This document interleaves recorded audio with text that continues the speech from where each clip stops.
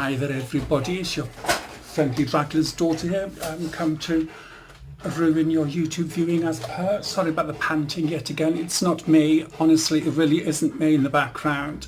No, it's not, it's the dog Simba. He's forever panting like a sex-starved poodle, aren't you? It's just because the cat's gone, bless him, in January, so you've got no one to mither now to go up and go to him or whatever. So, but he tries, bless him. Now he's going after a fly. Oh, £100 wolf dog going after a fly. Who's going to win? We don't know. Looks like the fly has won. But anyway, been dragged through the hedge backwards as you can see. I'm nothing but consistent, kids. But anyways, I hope you're all okay and hope that you weren't all triggered by my last two videos about my life and everything. And like I said before, I didn't do them for pity or anything like that, or sympathy. I basically did them so thank you, Simba. I basically did them so that people can know that no matter what you go through in life, there is always a light at the end of the tunnel. It may be a dot over the horizon, but it doesn't matter. Just go for that light, and you know, usually one day you just put up, you put up with so much crap, and then one day you just go, right, enough's enough, and you end it there and then. And after 14 years of crap with my mother, I just turned around and said enough's enough, and I kicked her. And I shouldn't have done it, and I always said that. And I always will say that I shouldn't have turned around and hit her in any way, but I kicked her in the stomach, and that was the day that she stopped beating the crap out of me. But anyway, so no matter what, usually people like that are cowards, they are bullies, their lives don't mean much to them, and they don't want anyone else's lives to be like, everyone else's lives to be the same. And therefore they bully everybody else that they think is better than them, and it's jealousy, it's petty jealousy. And even though my mother said to me that she wished that I was born a girl, that was when I was a kid, and it was but I think the jealousy would have been even worse, because of the type of person she was. But hey, so I did talk about it 2 videos ago, so I'm not going to carry on with all the stuff that she did and didn't do. So, to suffice it to say that she would never have won Best Mother of the Year, any of the years that I lived there. But anyway, enough of that. So, Simba, please stop. Simba, stop. Oh, sorry, Zena. Do you know, I've got my reading glasses on, so I can't see further than there, as it were. So Simba's there. And I thought it was Simba sniffing on the corner of the sofa, but it wasn't. It was Zena. Hello. This is Simba here. I don't know if you can see him, but he'll probably jump up in a minute. Hold on. Ooh. Come here, Simba. Come on, there's Jessie. Come on in there. All right, no, he won't come up. Right. But anyway, so, that was a bit close. Sorry, kids. Sorry. I'm giving you a heart attack there, but if it made your heart go quicker, at least you've done your cardio for the day. But anyway, so yes, that's that. So, but apart from all that and all that palaver, I've been very, very busy. What's that? Oh, trying to draw some Art Nouveau kind of stuff. But I've been making patterns. What's that box of patterns I've got? Oh, they're in there. Hold on, let me. Do you know? I should have those seats on wheels. Right, well, in this cabinet here, so what I've got my iron board there. Right, in this, I should have bought them out beforehand. Right, I've got a little box full here. See, look, little box full here, full of patterns, all original patterns. And I've been, see, look, this is the oldest one I've got. See, look at the state of that, look how old that is. See all the patterns in there, all that's in there, look. It's just falling apart because it's been used so much, not by me, but I just absolutely adore the 1950s fashions. Not the ideals of the era, but the fashion of the era. and of course we had strong women in the 50s as well. And women have always been the strong point of most guys that I've made it up to the top, because if it wasn't for if it wasn't for their for their wives pushing them, and being the hostess and everything like that, they wouldn't have been where they were. And in the 1950s, even though all this thing, the homosexuality was illegal, there was hardly any trans people around, if any. Oh, pardon me, apart from that one that went to Denmark and she had it done and then she became famous for it. I can't remember her name now. It was in the 50s anyway. But anyway, and she was another pioneer, wasn't she? So very, very strong women. Well, for centuries they've always been strong women. It's just the fact that they've been in the background and let the guys take all the glory, as it were. And but deep down they knew that they were the power behind the throne, as it were.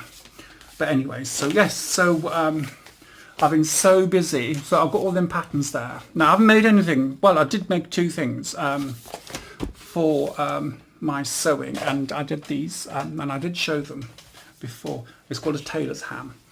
Now look at the size of it. The size of that took to my hand.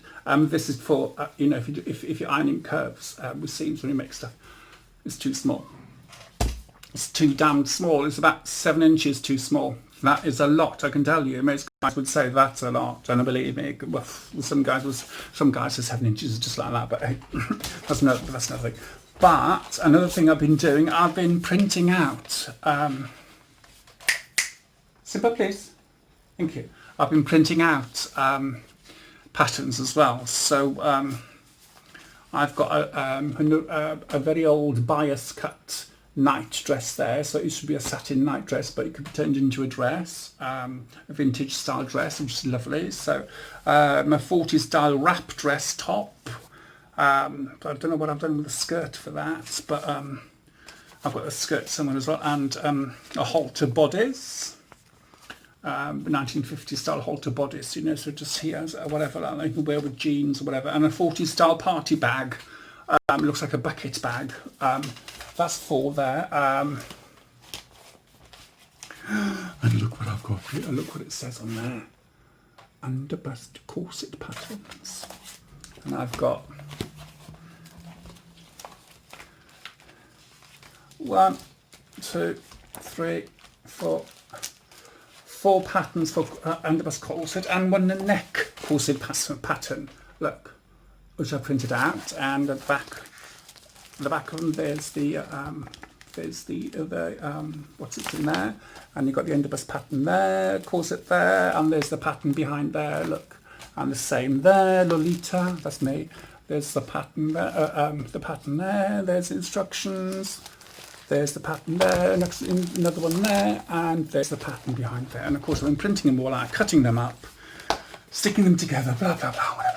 And got other patterns as well here. Got a 1950s Betty dress pattern here that I've put all together. There it is there, all printed and copied and cut up and whatnot. So there's that. There's one underbust corset, a ribbon corset made out of ribbons, which would be nice to do. I've got to go to a place somewhere to get loads of ribbon to do that, and pattern and instruction from a company called Foundations Revealed.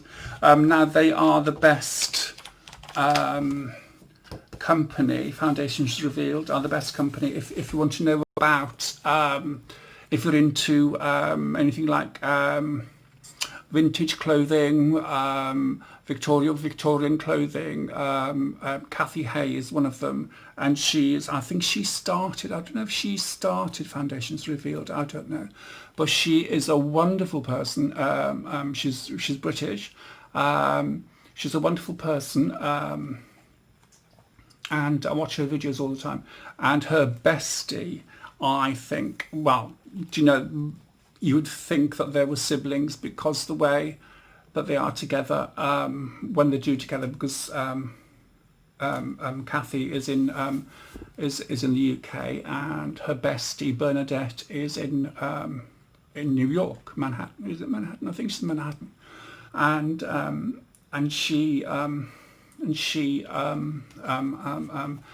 she's a fashion designer. She's designed clothing for Broadway and stuff like that. She's only young, and she makes clothing herself.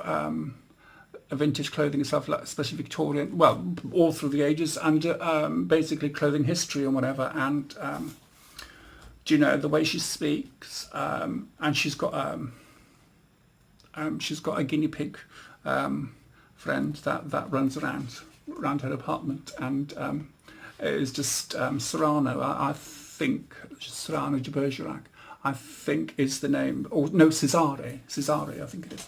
Cesare is the name of the guinea pig, but Bernadette Banner, her name is. And if you are into sewing and into vintage sewing, you'd know that I think it was her great grand, Bertha Banner, came out with a book called How to Sew, and everything from I had hand sew to applique, to everything, making applique and lace and everything like that. And I've got a copy of it on my PC. So it was free. I downloaded it free, and it's just an amazing read. And what's that there? All occasion coat pattern. Oh yeah, it's a 1930s all occasion coat pattern. I've got them in these files things, and Sonia undervest corset pattern and instructions. So I've got loads of corsets and everything like that. But yes, as I was saying, foundations revealed. If you really want to know about costumes, well, you would call them costumes now, I suppose. But there are a few out there that do wear Victorian style clothing on a daily basis, and I do watch a lot of them on YouTube. And Bernadette, especially, she's made a whole ensemble for a ball that she was supposed to be going this year with Kathy, and what's the other one? It's not awful. That's all horrible. I've forgotten her name. But yes, since we're going to this ball, and because of COVID-19, it's all cancelled. So, and Bernadette made underwear, a corset, and the whole Victorian dress. The dress itself's out of velvet, and she was there cutting it, and she was hand sewing, and the way she was doing it, in such a calm way. And I thought to myself, I'd be screaming by now. I'd be locked up in a mental asylum, because I would have lost the plot, because the things and the tiny hand stitches are just absolutely amazing. It's just, you'd be amazed at the stuff that she's made and she's come out with. And one of her outfits, actually, I think it was a 16th century or 15th or 16th century dress that she made, and a company in China copied it, but hers was authentic, as authentic as she could make it. All the hand sewing and everything, which she did all the research for and everything. And but in China, they were selling one exactly the same for about $30 or something like that. And she bought one, and she held it up, and it was made out of, I don't know. It looked plastic. It really did look plastic. It was like there was no substance to it. There was no body to it. There was no gather. There was no, so when you actually use a proper material, it really does make the outfit. The cheaper the material, the cheaper the outfit looks. But you can always make make an outfit look more expensive with embellishments anyway. So. But yes, so I'm waiting for child shops to be opening properly. I think one or two are opening in town here, which I haven't seen yet. So, and I did go into one in Torquay the other day, and I got them 2 tops. Oh, that won't fit me, and I don't think any amount of dieting will get me to fit in those at least this year, maybe not next year either. So, or in the foreseeable future, maybe when I'm 80 and they're all out of fashion or back in fashion again, like vintage. Do you know, it really makes you feel old. But when you're looking at something online, you go, oh, that's nice. Oh, I used to have one of those, and it says vintage, and you just think, God, I'm old. God, I'm... Because 80s was 40 years ago. 1980 was 40 years ago. You know, so it's just... It's a long time ago, kids. It's a long time ago. That's where I finished school in 81. Secondary school. Oh my grief. But anyway, so yes, so I just thought I'd come and ruin your viewing as per. As I was talking about the patterns and everything. So yes, so I'm busy doing that. I've got a few more patterns, I think, that I've downloaded that I need to print and cut out. I've got patterns for another pattern there, a called pattern for corset stays, like the old 17th century stays. What you see, another corset. See, look, see, I love corsets. I'm sure you adore corsets. So that's a newer one, which I wouldn't have bought that brand new. I don't buy things brand new. No, I don't. Look, cheap I am, cheap and cheerful. Cheap and cheerful me. See, look. See. And they got, isn't that one? I've got materials that's similar colour to that, but it's more of a very, very light mint. So I might make that one or that one there. I don't know yet. Or I'm going to make a coat. I've got a pattern for a gorgeous coat if I can find it. And oh, dearie me, just the amount of patterns. Oh, that's the only new one I bought there. But no, where's the coat? Where's the coat? Coat. Oh, I've got a kid's one there. Oh, I don't know, it's in here somewhere. Or have I put it away somewhere because I think, yeah, I'll make that up. And then I put it somewhere that I know what it is. See, there's that there. Oh, there's the coat. There's the coat. Look. That's the coat I was thinking of. But what I was thinking of, I was putting that fake fur. Maybe, but it's a 50s one, see, look, 3/4 length. So, and I've got the right material for that, but it'll be a posh coat, like a going out coat, going out for lunch or dinner coat, not everyday coat. So, but yes, so I'm boring the tits off myself. I don't know, I'm talking about all this, but there you go. But yes, I've got so much stuff to do and so little time to do it, really. Well, no, I've got enough time to do it all. It's just the fact that I need to plan myself properly and to say, right, fine, miss it. Oh, right.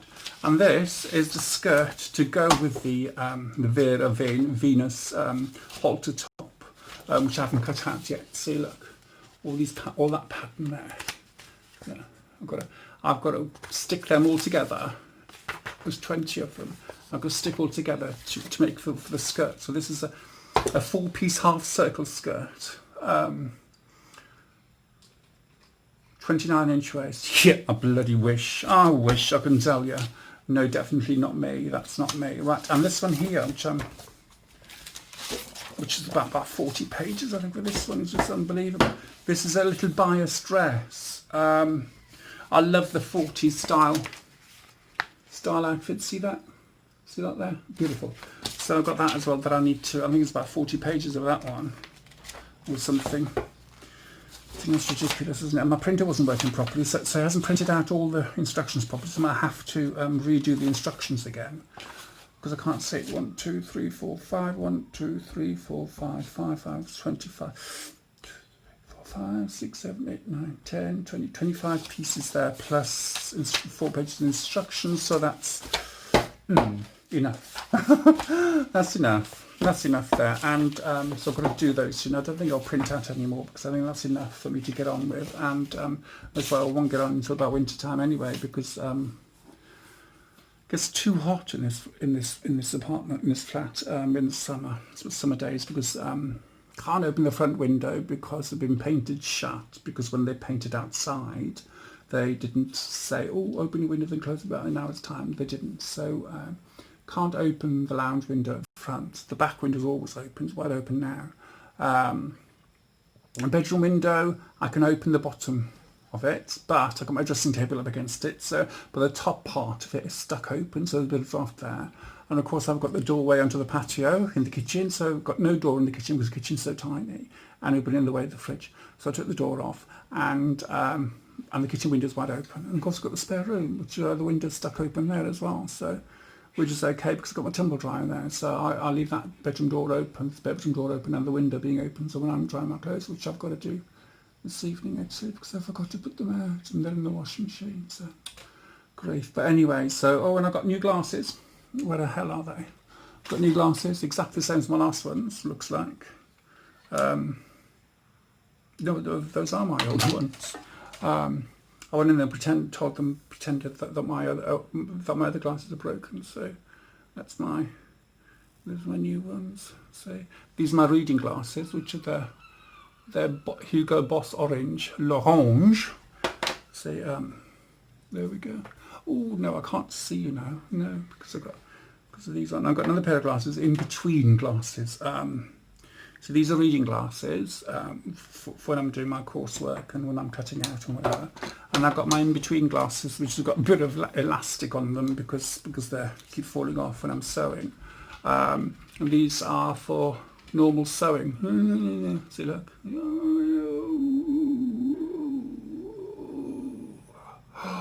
God, she's got 3 eyes. She's got 3 eyes. Oh. Yeah. But anyway, sorry. Do you know? That's what happens like that. You see, people think that I'm okay, I'm always okay, and I'm always happy, and blah, blah, blah, and whatever.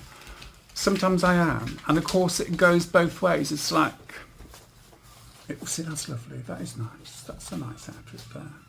Might try that one. It's the pleated skirt. I'm a bit worried about. Oh no, there's another one there with the dress. Oh, that's right. I can do the dress and the jacket. Sorry. There.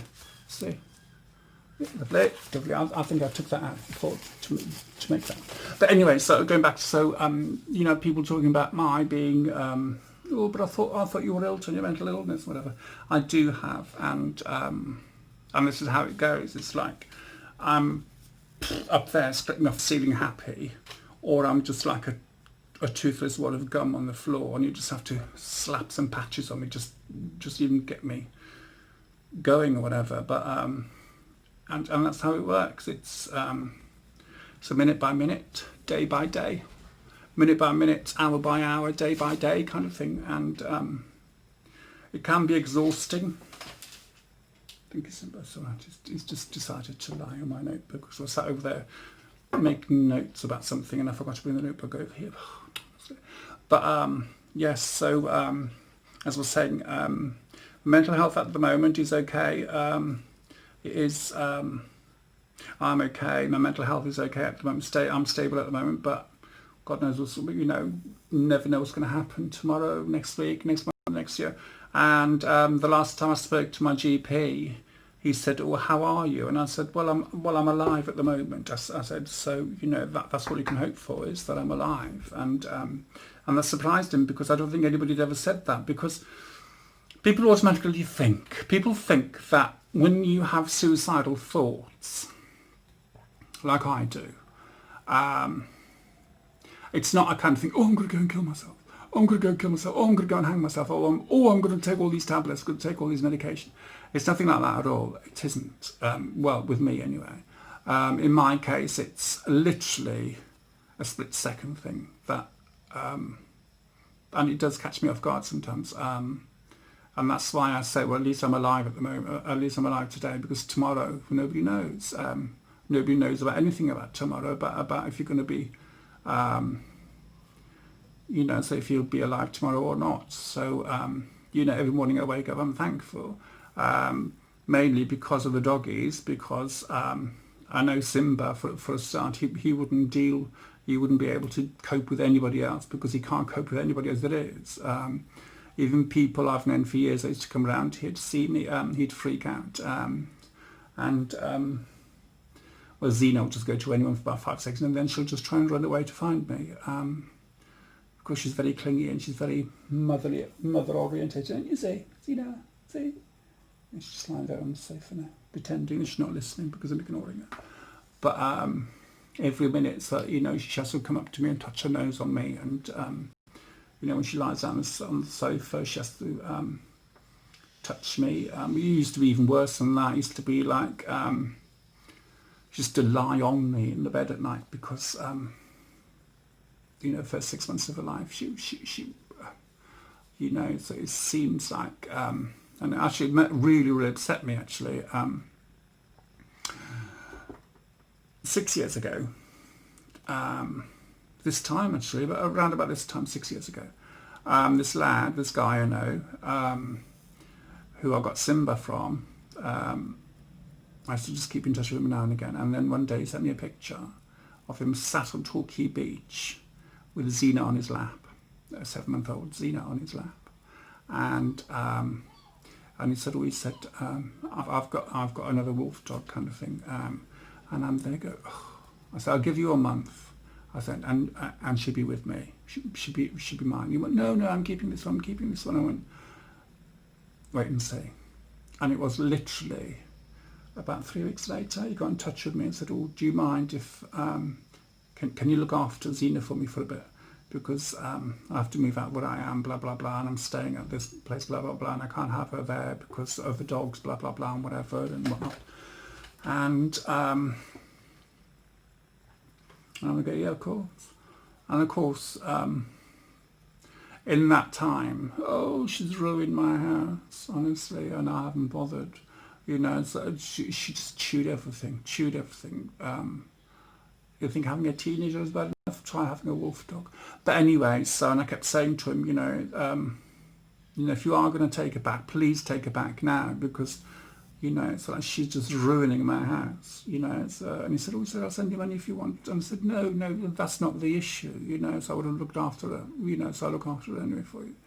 And of course, that was in October. And of course, with any animal, it takes them minimum of 6 weeks to get used to a situation, and then another 6 weeks to 3 months to come out of their shell. So Xena had been with me for 2.5 months, and I got in touch with him towards the end of October, and I said, look, it's like one of two things. I said, you can either sign her over to me, or come and get her now. And he went, well, whatever like that. And then he went, all right. He said, you can have her. And that was it. And she's been with me ever since. But the things that she's wrecked, oh, dear me, honestly. But hey, and the day that she came to my house, I had to carry her into the house, and then she just ran straight to the bathrooms right next to the entrance, to the front door, and she ran straight in there, and she sat in there, she wouldn't come out. So, and the lights were off in the bathroom, so I went in there, sat on the floor with her for 10 minutes, and she came over and she had a cuddle with me. And then I carried her through into the lounge, and when I was doing that, she was flailing, and her tail was, and the legs, whatever, and she knocked over an antique cup that I had, an antique Chinese cup that I had that was in splinters. Oh, bless. But anyway, and that was fine. And then I brought her into the lounge, closed the lounge door, and she just sat by the door, the lounge door, and I was sat in the armchair until I decided to sit on the floor, and she come over, and that was it, really. That was it. And for a couple of years, she had to touch me all the time in bed. She had to curl up literally into me. Even if she's on the sofa, she still does it now sometimes. But other times she does go to the other end of the sofa as well, just to get away from me sometimes. But she just stares at me. It's like now she's licking her bum and she's watching me at the same time. But Simba, lie down, please. But so that's her story. Bless her heart, and it's just. And they do keep me going. Simba, on the other hand, he's just lost it completely. He's totally mad. The vets have told me not to take him out anymore because the stress of him being outside could kill him. I don't know. It's just so into breeding, because his breed for decades. Only one person and his family had exclusive rights to breed this particular breed. He's a Sardeloos, which is a Dutch wolf dog, and of course, so they're interbred now, and that's what's wrong with him. It's just you know, so much interbreeding with these wolf dogs. It's just unbelievable. And some of them, you can't even train them because they've been bred badly. And Simba, bless his heart, he is such a babe, 100-pound babe. And he is a teddy bear. But the slightest noise just freaks him out totally. You know, got a huge patio, rooftop patio out there, which he uses for his, you know, for his ablutions and whatever, which I clean up every day after him. And, you know, he's got the whole house to run around in, and he seems happy, he seems content enough. But if I go out sometimes and leave Zena here, that's all I can hear when I walk past the building. Is these two howling like there's no tomorrow, as if I've abandoned them. So I'm not very au fait with the neighbours sometimes when that happens. But hey ho, Marjorie Doe, isn't it? You know. So and at the weekends they're busy playing music so loud that, you know, I can hear them. I can hear the music in my lounge, the door closed, and the TV on, and I can still hear the music as if it was in my own room, even though their bedsit is under my spare room, because under my bedroom and the lounge is an office shop downstairs, a phone shop downstairs. But you know, so the music is just so loud, it's unbelievable. And I'm thinking, how can you listen to that? How can you listen to music that loud? Because you can't hear it properly, can you? Especially in a confined space as well, bouncing off the walls. I'd be bouncing off the bloody walls. But so, and I was talking to my bestie last week about it, and he went, and I said, I said in forever, you know, I'm apologising about the dogs howling, and he went, why bother? He said, if they're going to play their music really loud from about 9:30 in the morning of a weekend all the way through, why the hell should you apologise to them about the dogs howling? And I went, yeah, so I'm not going to apologise anymore. And I saw them the other day, but all happy. So, you know, but hey, it is what it is, isn't it? So as they say. But anyway, you know, for me wittering on of, grief, I didn't even realise it's over 30 minutes long, but there you go. But talking about a balderdash, as it were, balderdash. That's for my American friends. Hello. But yes, so if you think that anyone would have a giggle watching this video, please share and subscribe, and make sure that you share, and you know, if it helps anybody, even if it just takes their mind off their problems or issues just for a minute, 10 minutes, 20 minutes, half an hour, please share it with them, and enjoy the giggle. It's been a boring one today. I did say I was going to talk about again, I'm going to go and do it, about my journey, as it were, in more depth, about how I really started, because people seem to think that I started when I was in my 40s, but it started way before then, peeps, I can tell you that. It started when I was living in London in my 20s, but at Birmingham in my 20s. But anyway, so but I shall draft up a little synopsis about that, and then we shall talk about that in the very near future, maybe in the next video. But anyway, so I'm wittering on like an old fishwife, as if I just, you know, honestly, just tell me to bog off. But anyway, so thank you for watching. Please subscribe, please share. Well, you know what to do by now, because I keep telling you, and I'll tell you in the description anyway. So but yes, so on this top I've got on, it's a size 24, by the way. I checked that this morning and I thought, oh my gosh, and it is a bit blousy, as it were, and it's a little bit okay. I think I'll be able to get away with a size 22, I think, at a stretch over these boobs.